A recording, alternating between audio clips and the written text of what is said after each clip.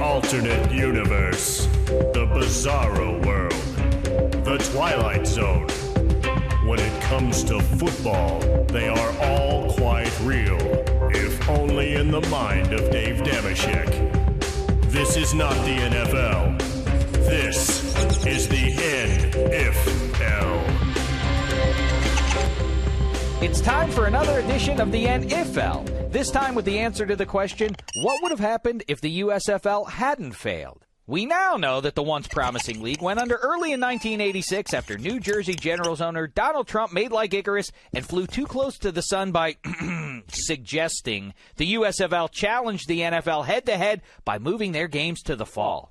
But what if the league held on a few more years? Let the record show the USFL was no jive. They had good players: Steve Young, Herschel Walker, Jim Kelly, Mike Rozier, Doug Williams, Doug Flutie, and just as important, the league had a lot of loot. I don't want to take too much creative license here. The reality is that by 1986, a lot of USFL teams were folding or partnering up with other teams. Teams like the Chicago Blitz, the LA Express, the Pittsburgh Maulers, the Denver Gold, all went the way of Dexy's Midnight Runners, Barefoot Kickers, and Orange Golf Balls. No big deal, though. All those towns already had NFL teams. By 1989, let's assume the USFL had boiled down to the Renegades, Breakers, Stallions, Stars, Gunslingers, Showboats, Bulls, Generals, and Invaders.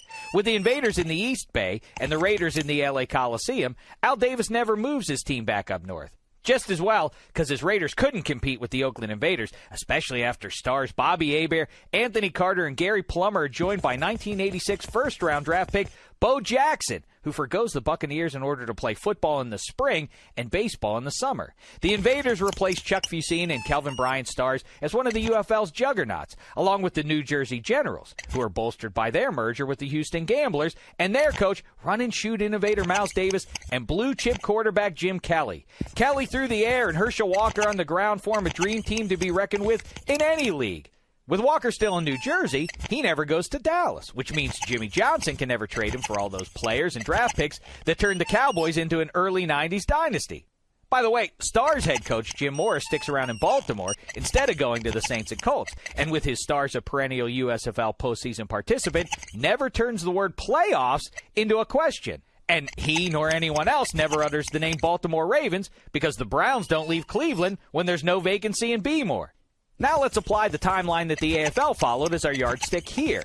The Chiefs played the Packers in the first Super Bowl 7 years after the AFL came into being, which would mean in 1989, 7 years after the inception of the USFL, the Invaders, after shutting down future Pro Football Hall of Famer Joe Cribb's Birmingham Stallions in one playoff round, then running past future Pro Football Hall of Famer Reggie White's Memphis Showboats for the title, advanced to the first ever NFL USFL Super Bowl. There they get humiliated by Joe Montana's 49ers in a Bay Area showdown.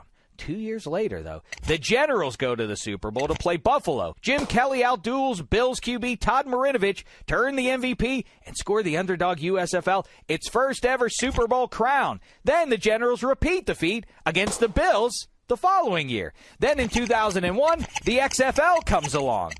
And that still folds after 1 year. That league stunk. And that is the NFL. This is the NFL.